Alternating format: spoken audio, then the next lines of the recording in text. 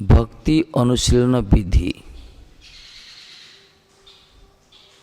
How to practise the rules of the devotion.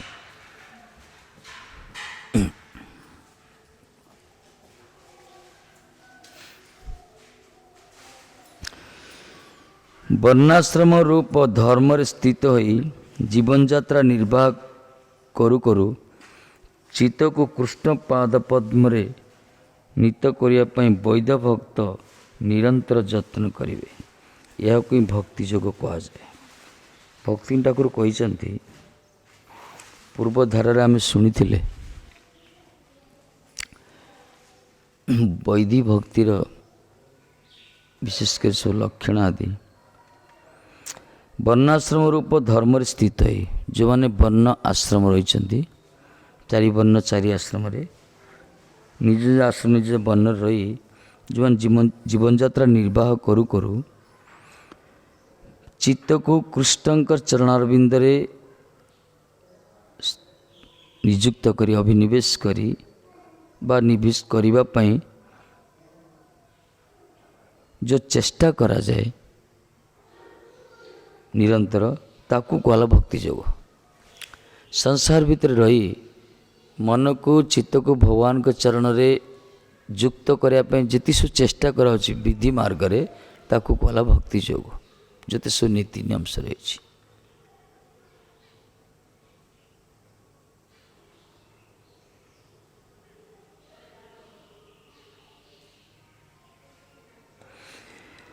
से भागवत वर्णना कराई सर्वतो मनस असंगम आदो संगंच साधुषु दयांग मैत्री प्रश्रयंच भूते सद्वयथोचितम।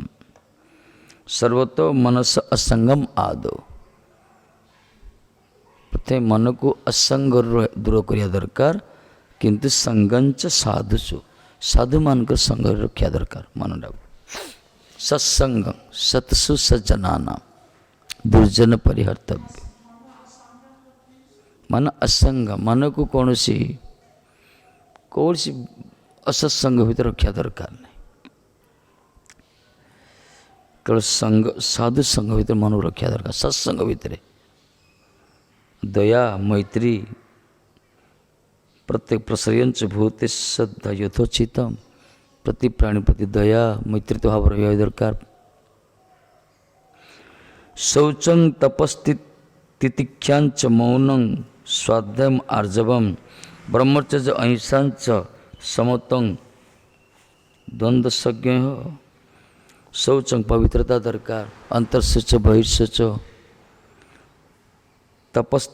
तपस्या भी दरकार तितिक्षा सहिष्णुता गुण मौन गुण आवश्यक स्वाध्यायम अनुशीलन करिव एवं आर्जवम सरलता दरकार। ब्रह्मचर्य अहिंसा ब्रह्मचर्य पालन अहिंसा नीति को पालन करिवो। समदर्शी भाव ये विभिन्न प्रकार कह अर्थ है ऐसे नियम रखा है।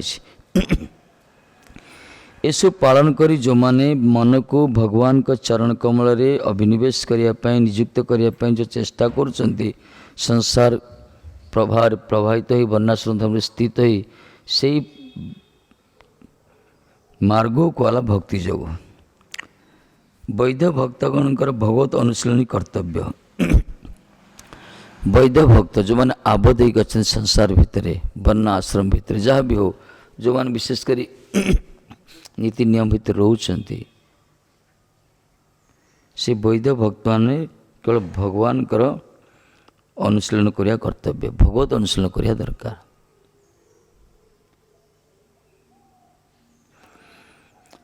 ताहा पांच प्रकार भगवत अनुशीलन विशेषकर आमरी मान पे उपादेय सब पांच प्रकार विधि अनुशीलन करने कहते कौन कौन शरीरगत अनुशीलन मान किसी नीति नियम पालन करियो जमी कृष्ण अनुशीलन करियो अनुकूलता सहित कृष्ण अनुशीलन करियो से पर भजन परिपाटी शरीरगत अनुशीलन शरीर द्वारा मनोगत अनुशीलन आत्मगत अनुशीलन प्रकृतिगत अनुशीलन समाजगत अनुशीलन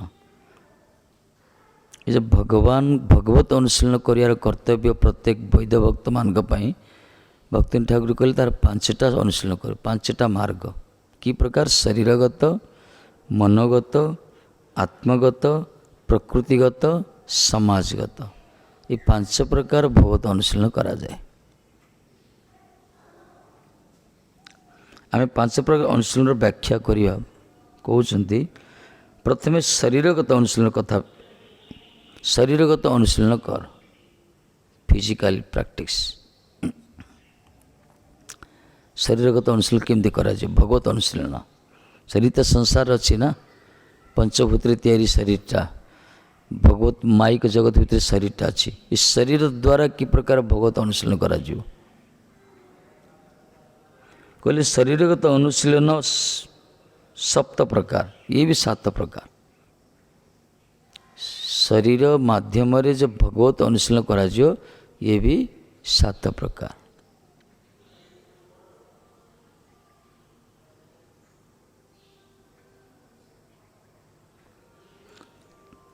ये जिते शरीरगत अनुशीलन कला बाह्य इंद्रिय सब अंतर्गत जिते सब एक्सटर्नल सेंसेस बाह्य इंद्रिय आर अंतर्गत बाह्य इंद्रिय चक्षु कर्ण नासा तो जो बाह्य इंद्रिय रही ना ये सब शरीर पार्ट गोटे गोटे इस इंद्रिय गुड़िक द्वारा भगवत अनुशीलन करा 7 प्रकार कहले कौन कौन प्रथम हूँ श्रवणगत अनुशीलन श्रवण इंद्रिय देचन ठाकुर जी कर्ण माध्यम श्रवणगत अनुशीलन ये शुणा दरकार परमार्थ तत्व भगवत कथा श्रवणगत अनुशीलन तापर कीर्तनगत अनुशीलन आघ्राणगत अनुशीलन दर्शनगत अनुशीलन स्पर्शगत अनुशीलन स्वादगत अनुशीलन अंगगत अनुशीलन 7 प्रकार 7 प्रकार अनुशीलन अम्बरीश महाराज जी कहले जो प्रकार अमर महाराज कहले ना केवल सभी मन कृष्ण पदारविंद मन को भगवान के चरण में रखियो केमती श्रवण करियो तांकर कथा सुनियो कीर्तन करियो तांकर कथा कीर्तन करियो विशेष कर आघ्राण करियो तांकर चरण प्रति चरण तांकर चरण कमल अर्पित तुलसी चंदन चर्चित तुलसी सुगंध आघ्राण करियो दर्शन करियो तांकर विग्रह को स्पर्श करियो तद्वृत्तिगात स्पर्शंग संगमम स्वाद करियो प्रसाद को वर्णना करियो बर्तमान यही पूरा 7 पर ये बाह्य इंद्रिय गुड़िक द्वारा शरीरगत अनुशीलन करा जे भगवान को उपासना पद्धति देखेले ये श्रवणगत इस प्रथम आसला श्रवणगत अनुशीलन ये भी 3 प्रकार गोटे शास्त्र श्रवण गोटे भगवत नाम श्रवण और गोटे भगवत विषयक संगीत श्रवण और भक्तिपूर्ण भक्तृता श्रवण श्रवण भी केते प्रकार कहले प्रथम कहले संसार भितर वर्णाश्रम धर्म रे रही चित्त को भगवान के चरण रे अभिनिवेश करने जो प्रयत्न करा भक्ति जोग वैद्य से प्रकार वैद्य भक्तगणमानकर भगवत अनुशीलन कर्तव्य किंतु से वैद्य भक्तान भगवत अनुशीलन जो कर्तव्य कहला ताको 5 प्रकार अनुशीलन करती शरीरगत मनगत आत्मागत समाजगत प्रकृतिगत इस शरीरगत अनुशीलन को कहला 7 प्रकार ये बाह्य इंद्रिय गुड़िक द्वारा भगवान को उपासना करा जाए। प्रथम कहले श्रवणगत अनुशीलन श्रवणगत अनुशीलन भी कि प्रकार 3 प्रकार कहते गोटे शास्त्र श्रवण शास्त्र कथा शुणा दरकार शास्त्र और भगवत नाम और भगवत विषय के संगीत श्रवण भगवान का नाम श्रवण करे भगवत विषय का संगीत संगीत भी भगवान को बड़ा प्रिय ना भगवत विषय संगीत श्रवण करियो और शेष हूँ भक्तिपूर्ण वक्तृता श्रवण स्पिरिचुअल डिस्कोर्स भक्तिपूर्ण 3 प्रकार श्रवण गोटे शास्त्र शुणिम शास्त्र श्रवण नाम श्रवण संगीत श्रवण और भक्ति कथा श्रवण दिस इज भक्तिपूर्ण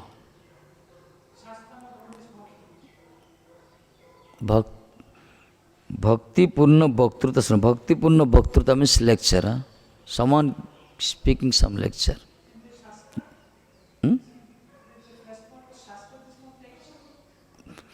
Bhaktipunna means that is revealed in scripture. How one can. First is Shastra Sravan. There are so many scripture. One should learn this. One should listen. No, this listen also. Shastra Sravana. Shastra Sravana listen also. Someone and listen.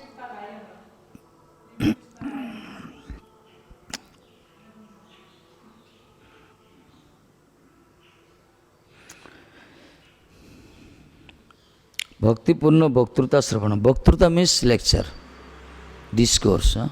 Someone giving lecture 1 hour, 2 hour. Shastra Sravana, daily we are discoursing this. Shastra, Bhagavad Shastra.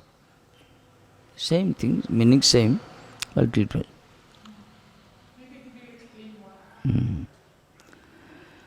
Shastra Sravana, so many Shastra, kete Shastra achi. Also according to Brahma, according to scripture, any Shastra, if there is no any spiritual essence, devotional essence, that should not be listen. ସେଥିପାଇଁ ଯଦି ବ୍ରହ୍ମା ବି କୁହନ୍ତି ସେ ଶାସ୍ତ୍ର ଶୁଣିବା କଥା ନାହିଁ jasmine ଶାସ୍ତ୍ରେ ହରିଭକ୍ତି ନ ଦୃଶ୍ୟତେ ଯଦି କେଉଁ ଶାସ୍ତ୍ରରେ ହରିଭକ୍ତି ନାହିଁ ତାହେଲେ ବ୍ରହ୍ମା କହିଲେ ସେ ଶାସ୍ତ୍ର ଶୁଣିବା କଥା ନୁହେଁ ତେଣୁ ପ୍ରାୟ ବ୍ୟାସକୃତ ଶାସ୍ତ୍ରରେ ହରିଭକ୍ତିକୁ ପ୍ରାଧାନ୍ୟ ଦିଆଯାଇଛି କିନ୍ତୁ ଏ ଭକ୍ତିପୂର୍ଣ୍ଣ ଖାଲି ସବୁବେଳେ ରସଗତ କଥା ଭକ୍ତିପୂର୍ଣ୍ଣ ବକ୍ତୃତା ରସମୟ କଥା ଆନନ୍ଦମୟ ଭଗବତ ତତ୍ତ୍ୱ ବିଚାର ଭଗବତ ତତ୍ତ୍ୱକୁ ବିଚାର କରିବ ଶାସ୍ତ୍ର ଶ୍ରବଣରେ କ'ଣ କୁହାଯାଏ ପ୍ରଥମେ କହିଲେ ଶାସ୍ତ୍ର ଶ୍ରବଣ ଶାସ୍ତ୍ର ଶ୍ରବଣ ହେଉଛି ଭଗବତ ତତ୍ତ୍ୱ ବିଚାର କରାଯାଇଛି ସେଠି ଭଗବତ ତତ୍ତ୍ୱ ପରତତ୍ତ୍ୱ ବିଚାର କରାଯାଇଛି ସ୍କ୍ରୁଟିନାଇଜିଂ ଏବାଉଟ୍ ଦ ପରତତ୍ତ୍ୱ ଇନ୍ ଶାସ୍ତ୍ରରେ ଯେ ଶୁଣିଲେ ଆମର ଯେଉଁ ଦ୍ୱନ୍ଦ୍ୱ ଅଛି ସନ୍ଦେହ ଅଛି ଦୂରୀଭୂତ ହେବ ଭକ୍ତିପୂର୍ଣ୍ଣ ଶାସ୍ତ୍ରରେ ସନ୍ଦେହ ଦୂର ହେବନି ଭକ୍ତିପୂର୍ଣ୍ଣ ଶାସ୍ତ୍ର ଶ୍ରବଣ କଲେ ଆନନ୍ଦ ହିଁ ମିଳିବ କିନ୍ତୁ ଅନ୍ୟ ଶାସ୍ତ୍ର ଶୁଣିଗଲେ ଭଗବତ ତତ୍ତ୍ୱର ବିଚାର କରାଯାଇଛି ସେଠି ତର୍ଜମା କରାହେଇଛି ସେଠି ସିଦ୍ଧାନ୍ତ ଉପସ୍ଥାପନ କରାହେଇଛି ସେ ଶାସ୍ତ୍ର ଆବଶ୍ୟକ ଶୁଣିଲେ ଆମର ପରତତ୍ତ୍ୱ ଉପରେ ଯେଉଁ ବିଭିନ୍ନ ପ୍ରକାର ଧାରଣା ଅଛି ସେ ଧାରଣା ଦୂରୀଭୂତ ହୋଇଯିବ ସିଦ୍ଧାନ୍ତରେ ଉପନୀତ ହୋଇପାରିବା ଆମେ ଭଗବାନଙ୍କ ବିଷୟରେ ତାପରେ ଭଗବତ ଲୀଳାଦି ବର୍ଣ୍ଣନ ରୂପ ଶ୍ରୀମଦ୍ ଭାଗବତ ଶାସ୍ତ୍ର ଭଗବାନଙ୍କ ଲୀଳା ଆଦି ବର୍ଣ୍ଣନା କରାଯାଇଛି ଭାଗବତ ଶାସ୍ତ୍ରରେ ଇଏ ବି ଶୁଣିବା ଦରକାର ଆଉ ବୈଷ୍ଣବ ଜୀବନ ଚରିତ୍ର ଇଏ ବି ଶାସ୍ତ୍ର ଆକୁ ବି ଶୁଣିବା ଦରକାର ବୈଷ୍ଣବ ଜୀବନ ଚରିତ୍ର ମହାତ୍ମାମାନଙ୍କର ବୈଷ୍ଣବମାନଙ୍କର ଯେଉଁ କୁହାଗଲା ଯେତେ ସବୁ ରହିଛି ବୈଷ୍ଣବମାନଙ୍କ ଗୌଡ଼ୀୟ ବୈଷ୍ଣବ ଚରିତ୍ରାବଳୀ ଗୁରୁମା ଛପେଇଛନ୍ତି ଆମର ଗୌରପାଶ ଚରିତ୍ରାବଳୀ ଏସବୁ ଶୁଣିବା ଦରକାର ତାପରେ ବୈଷ୍ଣବ ସଂସାରର ପୌରାଣିକ ଇତିହାସ ଆଦି ଶ୍ରବଣକେ ଶାସ୍ତ୍ର ଶ୍ରବଣ କୁହାଯାଏ ପୌରାଣିକ ଇତିହାସ ସବୁ କୁହାଯାଇଛି ବୈଷ୍ଣବ ସଂସାରର ଭକ୍ତମାନଙ୍କର ବିଶେଷ କରି ଯେଉଁ ପୌରାଣିକ ଇତିହାସ ପୁରାଣରେ ଯେତେ ସବୁ କଥା ବର୍ଣ୍ଣନା କରାଯାଇଛି ସେସବୁ ଶୁଣିବା ଦରକାର ପୌରାଣିକ ଇତିହାସ ବୈଷ୍ଣବ ଚରିତ୍ର ବା ଭକ୍ତ ଚରିତ୍ର ଭାଗବତରେ ଯେଉଁ କୃଷ୍ଣ ଲୀଳାଦି କଥା ବର୍ଣ୍ଣନା କରାଯାଇଛି ସେୟା ଆଉ ବିଭିନ୍ନ ପ୍ରକାର ପରତତ୍ତ୍ୱ ବିଚାର କରାଯାଇଛି ସେ ଶାସ୍ତ୍ର ବି ଯେମିତି ଆମର ଜୀବ ସାହେବ ପାଜ ଲେଖିଛନ୍ତି ବିଶେଷ କରି ସନ୍ଦର୍ଭାଦୀ ଷଟ ସନ୍ଦର୍ଭାଦୀ ଶାସ୍ତ୍ର ସେସବୁ ଏସବୁ ଶୁଣିବା ଦରକାର ଆକୁ କୁହାଗଲା ଶାସ୍ତ୍ର ଶ୍ରବଣ ଆଉ ବେଦାନ୍ତ ତାତ୍ପର୍ଯ୍ୟ ସହକାରେ ଅବୈଷ୍ଣବ ସିଦ୍ଧାନ୍ତ ନିରସନ ପୂର୍ବକ ଯେଉଁ ସକଳ ତତ୍ତ୍ୱଗ୍ରନ୍ଥ ମହାନୁଭବଗଣ କର୍ତ୍ତୃ ବିରଚିତ ହୋଇଛି ତାହା ଶ୍ରବଣ କରିବା ପ୍ରଧାନ ଭଗବତ ଅନୁଶୀଳନର କାର୍ଯ୍ୟ ବୋଲି ଜାଣିବାକୁ ପଡ଼ିବ ବା କ'ଣ କହିଲେ ବେଦାନ୍ତ ତାତ୍ପର୍ଯ୍ୟ ସହକାରେ ଅବୈଷ୍ଣବ ସିଦ୍ଧାନ୍ତ ନିରସନ କରି ଯେତେ ଅବୈଷ୍ଣବ ସିଦ୍ଧାନ୍ତ ଅଛି ସେସବୁ ସିଦ୍ଧାନ୍ତକୁ ସିଦ୍ଧାନ୍ତ ଧ୍ୱାନ୍ତ ବିଧ୍ୱଂସ ଯେଉଁମାନେ କରୁଛନ୍ତି ପ୍ରଭୁପାଦ ଏସବୁ ନଷ୍ଟ ଦମନ କରି କେବଳ ବୈଷ୍ଣବ ସିଦ୍ଧାନ୍ତ ଗୁଡ଼ିକ ସ୍ଥାପନା କରାଯାଇଛି ଆଉ ମହାନୁଭବମାନଙ୍କ ଦ୍ୱାରା ବିରଚିତ रूप गोस्वामी, सनातन गोस्वामी, गोपाल भट्ट गोस्वामी, तापर आम जीव गोस्वामी आदि बड़ बड़ पूर्व आचार्य मान द्वारा बलदेव विद्याभूषण जी, विश्वनाथ पाद, सिद्धेश्वर स्वामी आदि ये सब महात्मा द्वारा जो सब वर्णना कराई परतत्व उपरे से सब जानिया भी दरकार। ये सब भगवत अनुशीलन कार्य बोली कहुव, आपको श्रवण करिया भी विभिन्न प्रकार कृष्ण संदर्भ, परमात्मा संदर्भ लिखी ना सब विभिन्न प्रकार वर्णना कराए सब ये शुणिया दरकार। शुणिले ही ये भगवत अनुशीलन गोटे कर्तव्य कहला। अब भगवत भक्ति सर्वशास्त्र तात्पर्य शास्त्र भक्ति हूँ सबु शास्त्र तात्पर्य।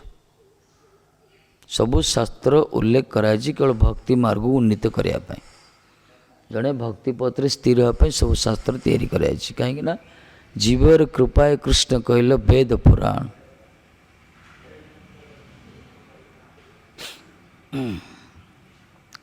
मायाबद्ध जीवर नुहे कृष्ण स्मृति ज्ञान।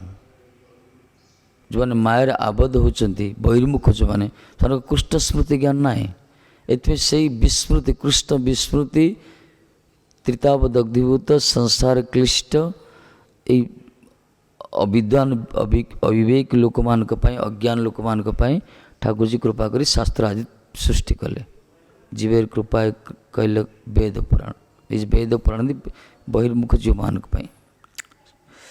शुणिले ही से सब कल्याण हम। एथि कहले भगवत भक्ति हूँ सब शास्त्र तात्पर्य। सबु शास्त्र उद्देश्य हूँ भक्तिटा, भक्ति प्राप्त हम। शास्त्र मान कौन? शासन करी जे त्राण करे तो शास्त्र वाणी माध्यम रे शासन कर जे हमको रक्षा कर जे मनन कर चिंतन कर अनुशीलन कर पालन कर से माने धीरे धीरे तांकर विचार तांकर सिद्धांत सब किसी मार्जित होची। धीरे धीरे से भक्ति पथर अग्रसर स्थिर ही होते। जो मैंने सब सिद्धांत जानते नहीं शास्त्र ज्ञान अभाव हेले से भक्तिटा गोटे कोमल श्रद्धा भाया से चहली जीव। ये शास्त्र ज्ञान रे निपुणता रहा भी दरकार। शास्त्र ज्ञान आवश्यक तो ताल जड़े दृढ़ भाव रही पारे भक्ति पथरे ना कोमल श्रद्धा। नदी रे प्रथम बन्या आसे काठी कोटा सब अटकी जाए सब दी कूल ताठू अधिक प्रबल बेगर बन्या आसला ये जिते स्टक होती संरक्षित तो काठी कोटा आउ थे भासी चलीज। कोमल श्रद्धा आसुच्च भक्ति मार्ग को किंतु यही प्रकार शिक्षा सत्संग अभाव ये प्रकार ज्ञान सिद्धांत अभाव तर्जमार अभाव हेतु प्राय सब पलाउं शेष भक्ति मार्ग छाड़ी ये शुणिया दरकार। It is necessary essential if you someone interested to stay steady in the devotional path, then it is most essential he should learn this scripture always. Otherwise no one can protect us. आमको किए रक्षा करें? शास्त्र ही रक्षा करती, वाणी रक्षा करती। गुरुवर्ग कहते शास्त्र ही कहते ना, वैष्णव शास्त्र ही कहते कथा गुरुत्व सहित ग्रहण कर। कई कपोलकल्पित कथा कहना कि मनपुस्त कथा कई कहना, शास्त्र उल्लिखित कथा ही कहते से कथा शुणिया दरकार।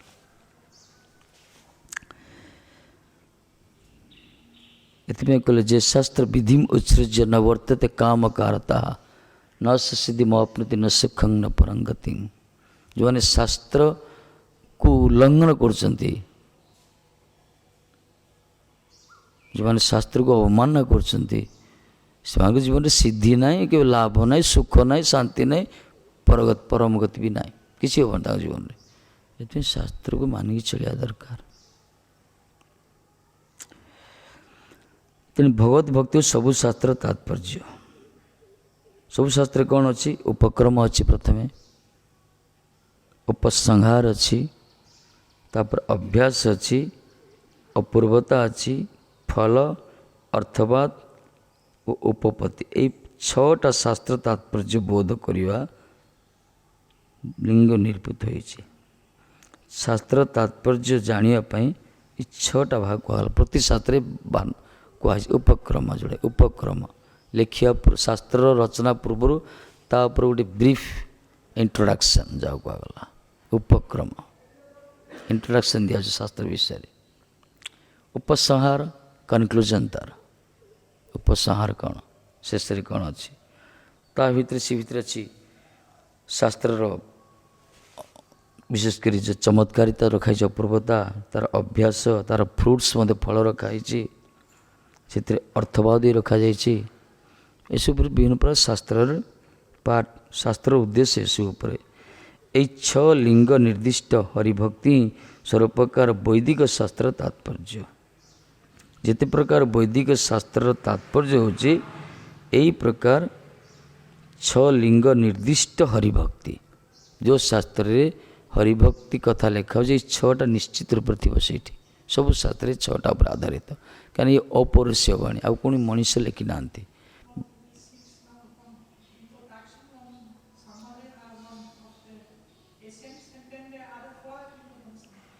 अभ्यास प्रैक्टिस एंड फ्रूट्स अर्थवाद सिद्धांत एस्टाब्लिशिंग अर्थवाद विभिन्न प्रकार एंड उपपत्ति I don't know the English word उपपत्ति मे बी आफ्टर लिसनिंग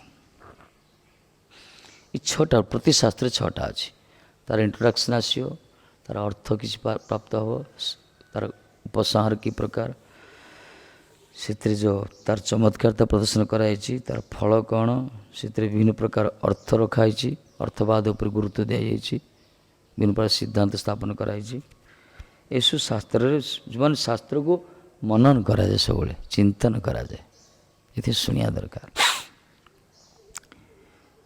तापर प्रथम है शास्त्र श्रवण तापर भगवत नाम भगवत विषय संगीत श्रवण जो संगीत केवल इंद्रिय को तृप्त कर उद्देश्य करे नहीं किंतु भगवान का लीला वर्णन द्वारा भक्तिवृत्ति अनुशीलन करे केवल से ही संगीत सकल संगीत वाद्यादि श्रवण करिए सबु संगीत शुणा मना कराई जो संगीत शुणिले खाली मन को खुशी लग मन को खुशी आसुची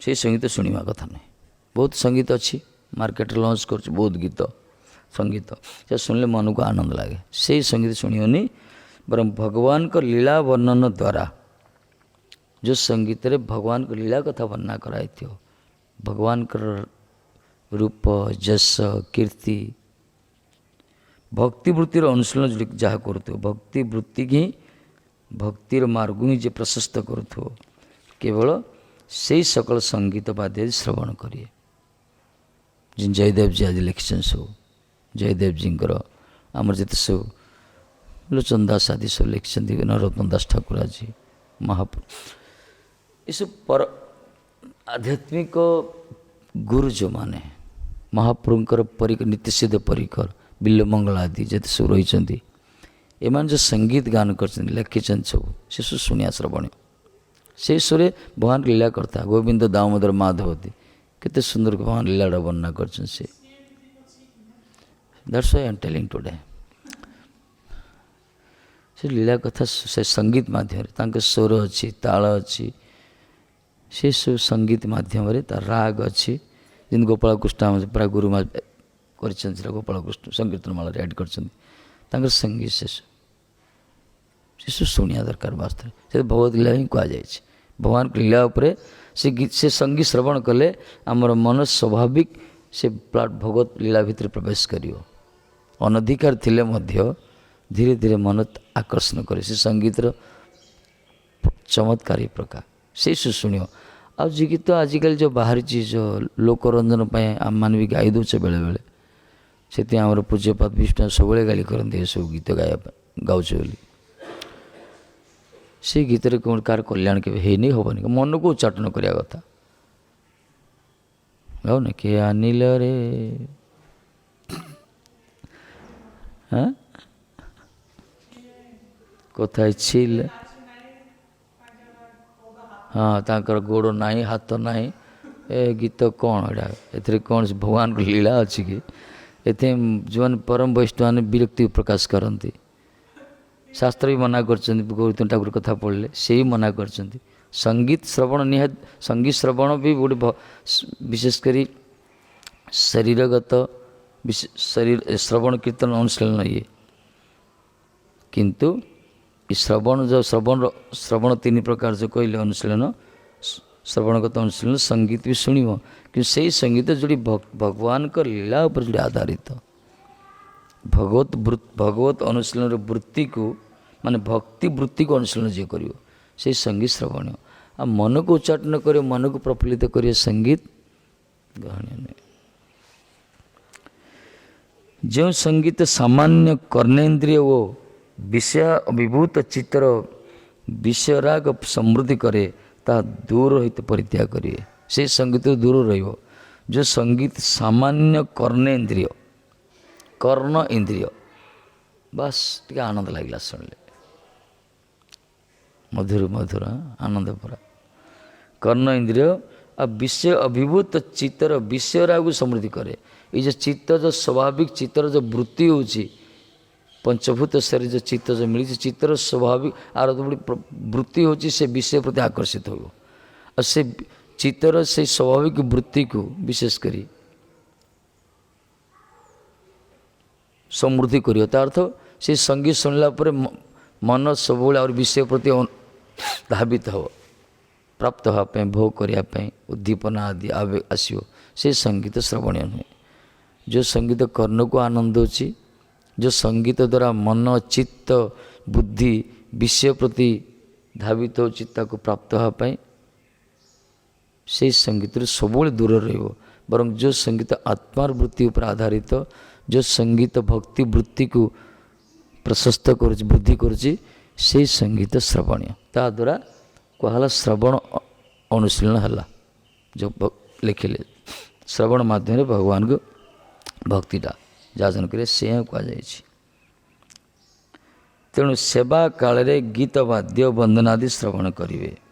सेवा काल रे सेवा समय रे गीत वाद्य वंदन आदि श्रवण करिए ये आवश्यक भी रही कि से भक्ति परक हवा दरकार। भक्ति परक हेले से सब आनंददायक।